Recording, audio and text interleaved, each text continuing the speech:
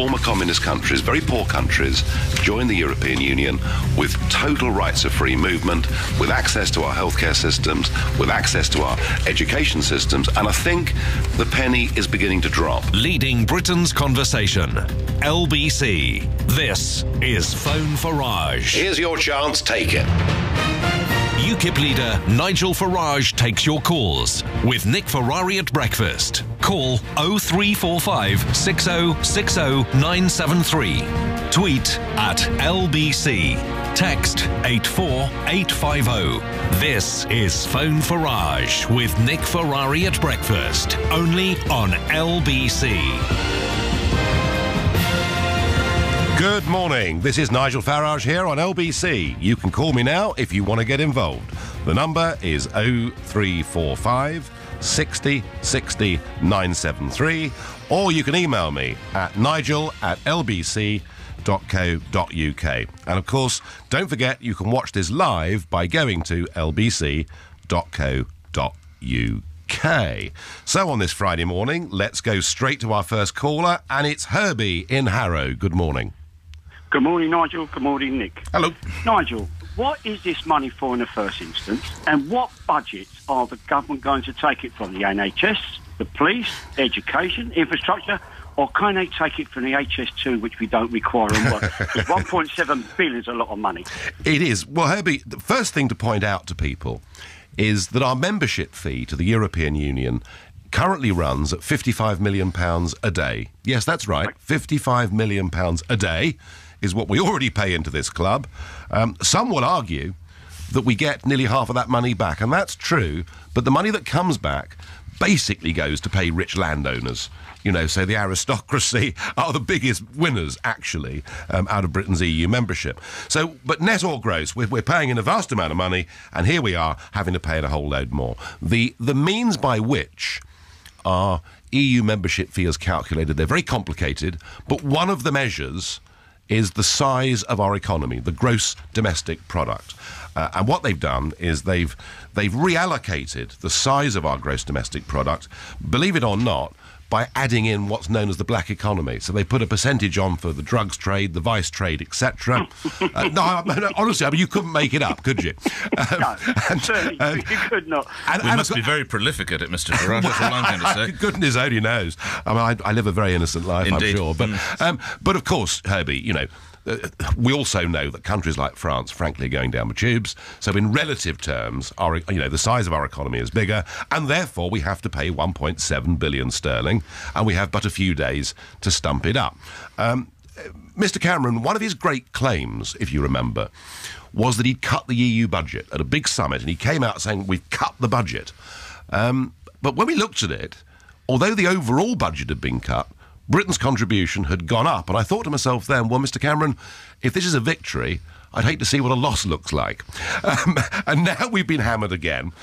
So where will the money come from? Well, I'll tell you, Herbie, where it'll come from. It will go on to our ever-growing deficit, because the elephant in the room of British politics that nobody wants to talk about is this coalition was formed, and they had a plan. And the plan was that by the end of the 5 years, they would have borrowing and spending at exactly the same level. They would not be... Do you want me to laugh my head off this? Well, I know. And actually, we saw some borrowing figures last week indicating that the situation's getting worse. And I tell you what's staggering, Herbie, then people really don't get this. By the end of this 5-year term, under George Osborne's chancellorship, our national debt, which has been going since the time of Napoleon, will have increased by 40%. So that's how it's going to work. No doubt we'll hear some tough talk from Mr. Cameron today, and he'll say he's going to battle He's them. trying to get an alliance going with the Dutch Premier, isn't he, Nigel Farage? Yeah, but he's not going to get any support from the Germans, and the Germans rule Europe. It is a German-dominated Europe, and what Mrs. Merkel says goes. But if Britain have benefited in the past from rebates, would it not be correct that this time, when we're doing rather well, we have to actually give more? If you look at 2012, I understand we got a rebate of £3.2 billion. Well, yes. So that's the rules of the game. So therefore, our net contribution was still 8.6 billion sterling. That's over tuppence on income tax for everybody in this country. But if we took it 2 years ago, because we weren't doing well, we took 3.2 billion 2 years ago. This year we are doing well. What's wrong with giving the 1.7 when you're doing well if you've been given 3.2 when you weren't doing so well? Well, I tell you what, Nick, I've got a better idea. than that, why not pay nothing? Why not pay nothing? I'm quite happy to go on buying champagne or Mercedes motor cars or whatever it is we want to do, and we'll do business, and we'll go on holiday there, and we'll do student exchanges, and we'll be great mates, and that'll be wonderful. But what on earth do we have to pay a membership fee to a club who made 1,000 new laws for British businesses last year, and with whom we trade at a massive deficit? I wouldn't pay a penny. OK, let's move on to Elizabeth in Heathrow. Oh, hello, Nigel. Good Hello, morning. Nick. I'm Hello. delighted to be speaking to you. OK, my question, statement, first of all. In 2011, Jessie J, a white singer, she picked up 4 MOBO awards, which are music of black origin, 2 of which was for Best Song and Video, Do It Like a Dude, a song which she sang in a fake Jamaican accent with lyrics such as, "We can do it like a man dem," which translated is, "We can do it like those men." Now, how does this compare with the complaints that the UK Calypso is racist and has caused offence because it's sung by a white man in a fake Caribbean accent? Well, I remember the 10cc hit, I Don't Like Cricket. Great record, 1973, still played regularly on the radio. A lot of ska music, of course, were white people using sort of pseudo-Jamaican accents. I think even Madness might have had one of their hits where they, were doing a black accent.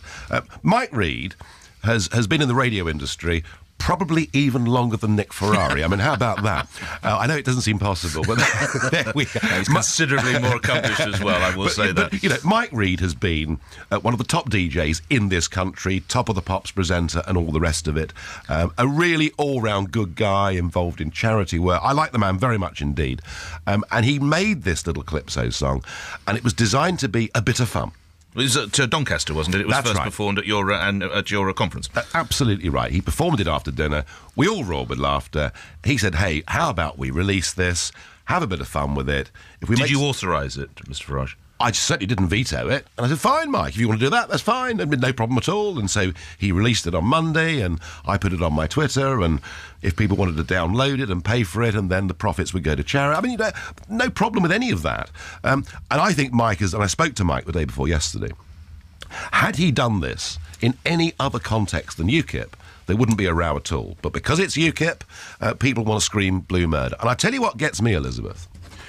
We've had more condemnation and outrage from left-wing commentators about Mike Reid's Calypso than we've had over the grooming and rape of thousands of young girls in the north of England. It shows a very, I think, twisted sense of priorities. For those who haven't heard it, let's hear a little bit of it now, and you'll be interested, Nigel Farage, Nick Clegg's reaction yesterday. Mr. Clegg, can I have your view on this song? Taxpayers' money, where does it go?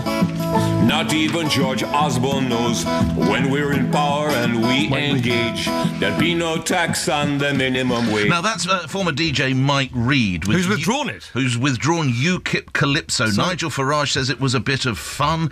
160,000 people helped get it to number 1. Now it's been deemed to be racist. It warns of illegal immigrants in every town. Listen, look, Mike Reid clearly doesn't like it anymore, so you don't have to ask my opinion. The actual person who sung it when I wants it withdrawn. I just kind of think, I don't know. I just think that's a white singer trying to sort of sing, as if he's from a sort of different culture for a party that has just gone into bed in the European Parliament with a bunch of Holocaust deniers from Poland. I just don't think it's a great look. I really don't. And it's just part and parcel of this kind of image of UKIP, just not really. I mean, obviously they appeal to a significant number of people in the country, but I don't think they appeal to people who want this country to remain an open, generous-hearted, diverse place.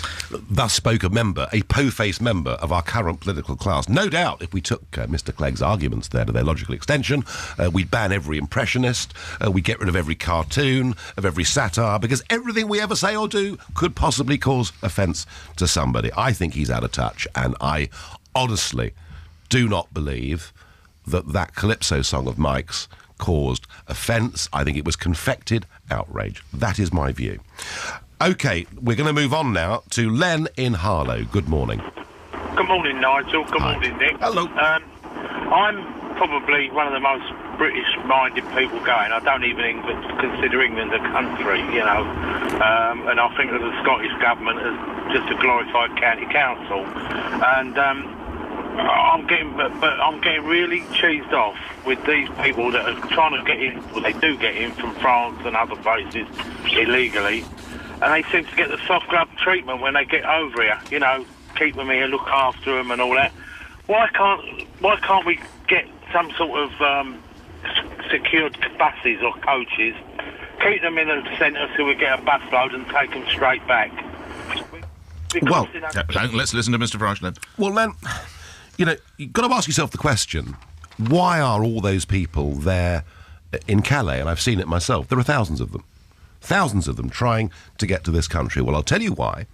Because there is a very, very strong signal message that has been put out by our political leaders over the last few years. One of them, of course, is Nick Clegg, who was on this show yesterday, who just a few years ago was advocating amnesties for all illegal immigrants.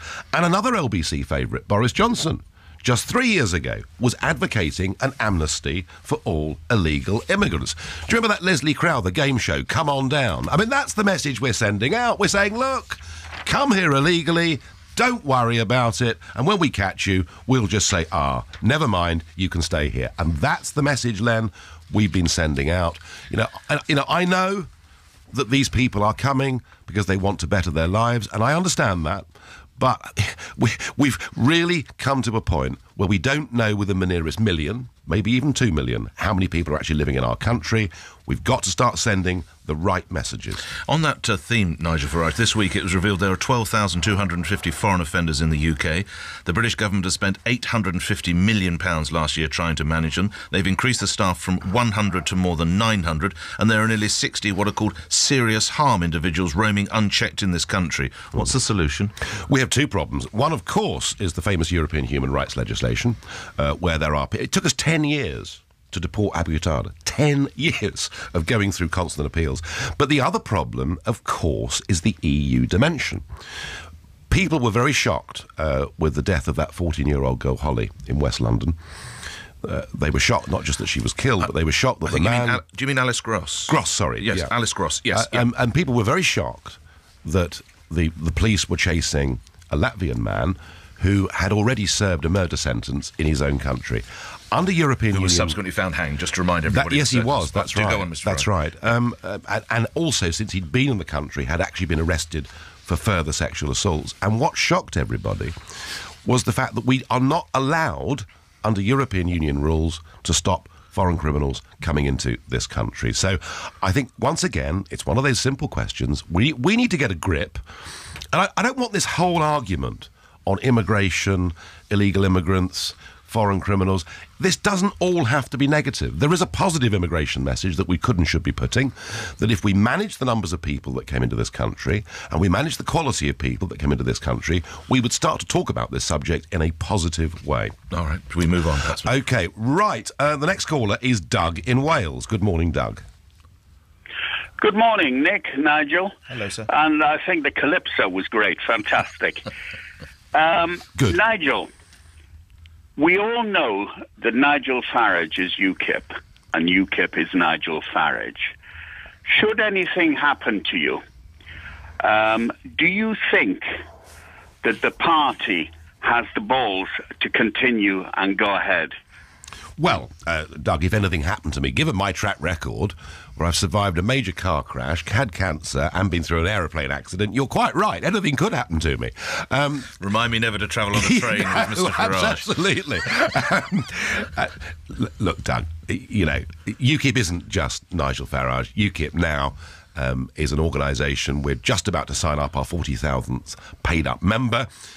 It's an organisation with 24 members of the European Parliament. It's an organisation with 3 members of the House of Lords. It's an organisation with Douglas Carswell, MP for Clacton, who a fortnight ago, when I was last on the show with Nick, we were actually in the Clacton office. Yes, you were. We've got a Rochester by-election coming up in a few days' time, and our opponents try to paint UKIP out to be a one-man band. It is not. I've got a broadening team of good people around me, and so if I get knocked over by a bus when I walk out of this studio, there will be people there to take it over. And UKIP is a force in British politics, and it's not going away. Let's do some email questions. Thank you for your call there. This comes in from Elizabeth in Leicestershire. Do you think it's possible David Cameron will simply refuse to pay by December the 1st and, sorry about this last part, and actually grow a pair? Sorry about that. Elizabeth, whether it's this money or whether it's the question of open borders to everybody from Southern and Eastern Europe, the point is this. We signed up to a treaty. Over 40 years ago, we signed up to a treaty that's been subsequently amended. The last amendment was the Lisbon Treaty, the one that Mr. Cameron said he'd give us a referendum on and then changed his mind. We are a law-abiding nation. All the while we're members of the club, we will abide by the rules. And that's why my suggestion is that we have a different relationship, not based on politics, but based simply on trade. So the answer is, he will pay up. Graham in Bushy, why have you formed alliances and pacts with far right-wing parties, some of whom are Holocaust deniers and have questionable beliefs? That was something that Nick Clegg alluded to yesterday. OK, let me be clear about one thing. Everything in Europe is a compromise. You're dealing with different countries and different cultures. You know, the Labour Party sit with a Croatian party who are openly, aggressively homophobic. The Greens sat in the last European Parliament, led by a man who actually endorsed sexual relations with underage children. The Conservative Party... Doesn't make it right, Mr. Farage. Hang on a second. No, hang on. No. Okay. I will deal with this. Don't worry. Okay. And the Conservatives have got one of their members who's got a conviction for racism. So all across the Parliament, you get these strange alliances. My position is this. We won the European elections with the biggest UK party there, and I want our voters to have a voice in that place. That's why they sent us there. If I'm not in a group, if we're not part of a group, we won't get the speaking time. I wouldn't have got the chance, as I did this week, face-to-face with Mr. Barroso and Mr. Juncker, make some UKIP arguments.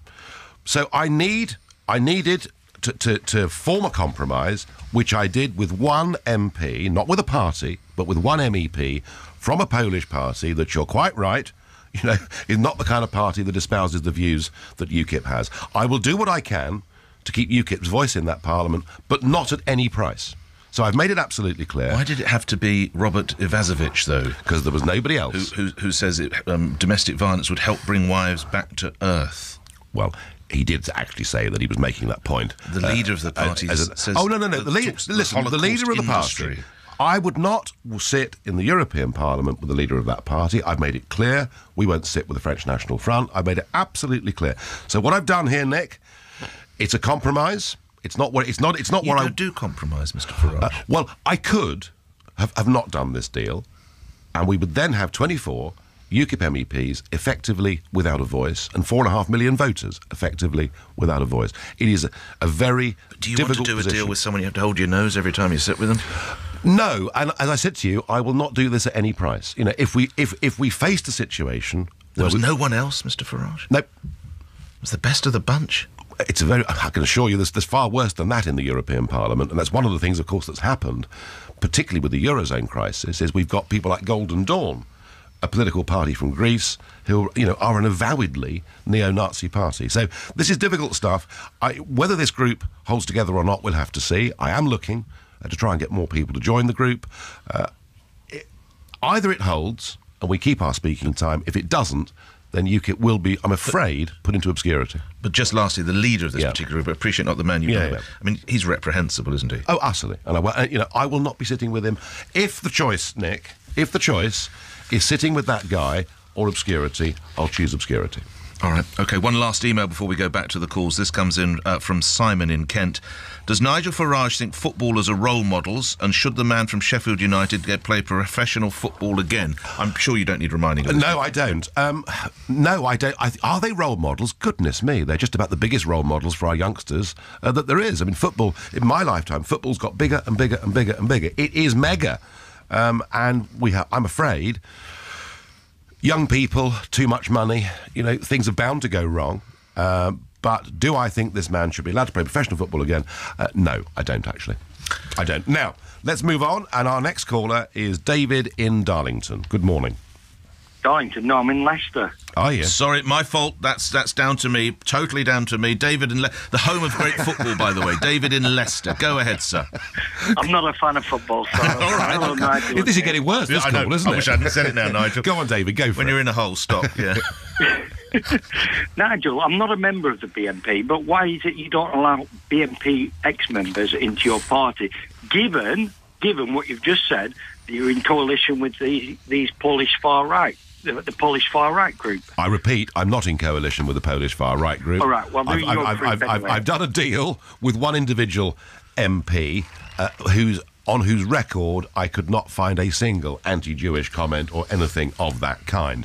White beating, though. But right, the British National Party, I'm afraid, was led and dominated for many years by a group of people who genuinely were unsavoury. You know, only had to look at people with convictions for arson and stabbing, and goodness knows... But that doesn't implicate everyone in the party. On the David, you are absolutely right. I agree with you. And people possibly... have been in the Labour Party who are now in your party. People are in the Conservative Party who are now in your party. Labour Party are more left-wing than any other group I know. David... They're all ex-communists, the leadership of the Labour Party. I do why don't you allow BNP members? I do understand. Let's hear Mr Farage. I do understand what you're saying, because former BNP members are welcome to join the Conservative or Labour Party, and indeed Labour have some councillors in the north of England who previously were BNP councillors. I have done everything I can to make sure that UKIP is a genuinely non-racist, non-sectarian political party. And from that platform, we can make the big arguments about what needs to be done to make this a better country. If we open the doors, as the others do, to former BNP members, we probably would get some people joining who were genuinely decent people, who joined the BNP at the time because they thought it was the only possible protest. But we would also get some people who, frankly, would drag our party into the mire, and that is why I've put the ban on. And if that is seen to be a bit unfair, I'm sorry, but I've done it in the interests of getting back control of our country. Quick response from you, David. You had a candidate, Anne-Marie Crampton, who said World War II was engineered by Zionists and bankers to create the State of Israel. She was never in the BNP, but she has similar views to the leadership of the BNP. So why did you allow her into your party? Oh, well, there are 40,000 of them. I haven't actually, mind tested every single one of them. I've no doubt there are people in UKIP that say things, as there are people of other parties that say things that we wouldn't necessarily like or choose. David, I get your point. You think I'm being too harsh and unfair, but I've done it for a reason, and that isn't going to change. That's my decision. Thanks for your call, David. Where do we go, Mr Farage? We go to South Wales and we speak to Jeff. Good morning. Good morning, Nigel. Thanks for taking my call. Nigel, with the forthcoming elections, how can we stop the postal ballot fraud? I stood in South Wales and I was refused to go in to canvass pensioners in their complexes and being told that the Labour had sorted things out. How can we sort out the postal ballot fraud? How big a problem is this, Mr Farage? I am so pleased, Jeff, that you asked me that question. It is abhorrent. Tony Blair changed the law in 2000. The idea was that you made postal voting easier, more people would vote. And for the first 7 years of the postal voter registration scheme, you didn't even have to prove your identity to get a postal vote. Now, no, I'm being serious. Now, one or two independent journalists have been to Tower Hamlets. All right? Where, one-bedroom flats with 12 names on the electoral roll. A lot of that's gone on. The other thing, Jeff, with postal voting is, so firstly, there's the fraud element. Secondly, there's the element where by-elections in particular can be reduced to nonsenses. I'll give you an example. The Labour MP for South West Manchester, a place called Wythenshawe, died in the new year. Mr Goggins died on New Year's Day, out jogging. There was a by-election.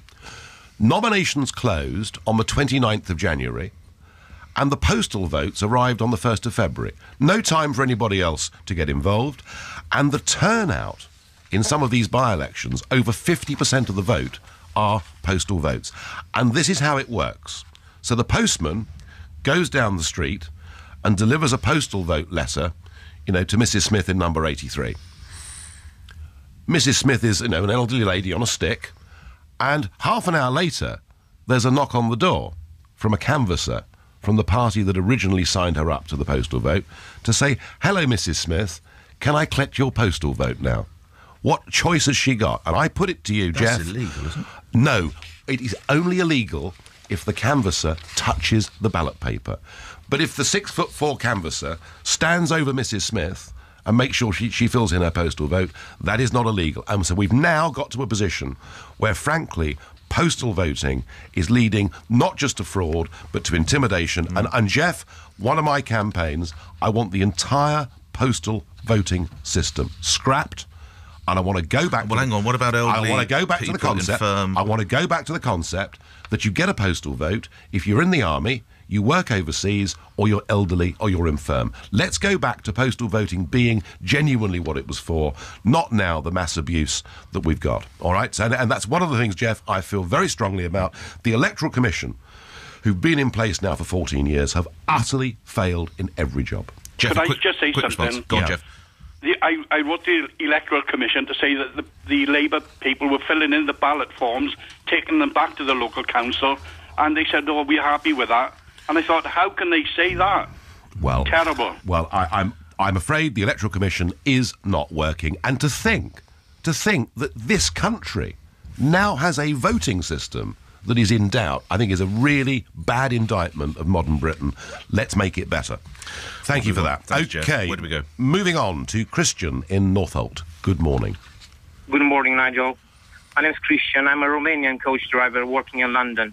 I got a few questions for you. Do you know how many people live in Romania? Let's work it out. Romania and Bulgaria, between them, 27.5 million. Yes, so why did you say there's 29 million Romanians and Bulgarians coming here? Well, there were 29 million Romanians and Bulgarians, but 1.5 million of them have left in the last 10 years. In fact, there's 1 million of them living and working in Italy. And what I said was this. Let's be clear, Christian, what I said. I said we're opening our doors to 29 million people from Romania and Bulgaria. You're not. There's not even 29 million in both countries. Well, there were. Let's leave that aside. Hang on, no, let me... No, you put the question to him. Let's hear the final answer. Actually, Christian, I really rather under-egged it. What I should have said is, we now have an open door to 485 million people. There are 485 million people now who have the equivalent of my British passport. They are all welcome to come to this country. If they want to bring their children, we'll give them primary school education. If they want to come and have cancer treatment, we'll provide that for them as well. And the argument, Christian, that I'm making is I'm not against people like you from Romania in any way at all, but we've reached a point where open-door immigration is damaging the lives and prospects of millions of ordinary families in this country, and it's the duty, I would have thought, of a British government to put the interests of our own people first. So that is why I said it. Quick second question from you, Christian. I paid £19,000 in taxes over the last 2 years, yeah? Mm-hmm. What are you going to do with people like me once you leave the EU? For example, there's hundreds of thousands of Romanian, Bulgarians, Polish people living here already, having big, massive roots. I have children in this country. They were born here. What are you going to do with us? Well, I'm not going to turn the clock back, and I'm not going to change anything retrospectively, because retrospective law is bad law and it's dangerous law. But what I am going to do, Christian, is I'm going to say that henceforth we do not have an open door to 485 million people. We're going to stop discriminating against Indians and against New Zealanders, which currently we have to do because of this open door. And we're going to have an immigration policy and a work permit policy that is actually rather more ethical, because it looks at the whole world, and we're going to have a policy that we are in control of. All right, thank you for that. Let's get time for at least one more and a couple of perhaps emails as well. Where do we go next? Okay. Miriam in Hornchurch, good morning. Good morning, Nigel. I want to know what your views are on fox hunting. Well, I don't hunt myself, but I absolutely object to government telling us what we can and can't do. If people want to go fox hunting, that's up to them. If people want to sit in the back of a pub with a pint of beer and have a cigarette, they should be allowed to do so without excessive government interference. In a pub? Absolutely. I'm sick to death of government telling us what we can and can't do. Fox hunting but is what about the people that are in this country who totally disagree with the cruelty factors of fox hunting. Well, the real cruelty Smoking a cigarette in a pub doesn't harm anybody. Oh, I tell you what, there's the PC Brigade would argue that it does. Miriam, the arguments over the culling of animals and cruelty, we could do a whole programme on it. What I do know is that if you cull foxes using poison, that is pretty cruel. And if you cull foxes by shooting, that's probably even crueler because you're unlikely to get the clean kill. So, I know there are people here that loathe fox hunting, and I completely understand that. But I think we should live in a free country where grown-ups make their own decisions. Miriam, thank you. Let's try and get a couple of emails in if I can hold you for another minute. This comes from Boris in Winchester. Could it possibly be him? I don't know. Boris says, I've just heard Nigel Farage says that the football player Chet Evans should not... I think it's Chet, actually. Evans should not get his job back. If he was a painter or decorator or bus driver, he would. How does Nigel Farage justify this? Yeah, he's right. The questioner is right. And Boris emailing. And I'm afraid that footballers are very highly paid and they are role models, and I do not think it will be a good thing or a good message to send to the nation's youth. Yes, it's unfair. Some things in life are. All right. And you may be aware, immigration is the headline on one of the newspapers this morning. With 7 months to go before the general election, Ed Miliband will be unveiling Labour's big new idea. A response from you, Nigel? I mean, it's beyond parody, isn't it? I mean, the party that opened up the door to 4 million people, the party that did more to drive down wages and damage ordinary working families in Britain, the party that advocated an open door to Southern and Eastern Europe with support from their Conservative and Liberal Democrat colleagues, a party that won't even give us a referendum on the subject. He's got nothing to say. You've had plenty to say. We look forward to welcoming you again back to Phone Farage in a couple of weeks' time. UKIP leader Nigel Farage, thank you. Appearing exclusively here on LBC, where news is next. UKIP leader Nigel Farage has told LBC David Cameron will give in to the European Union's demand for an extra £1.7 billion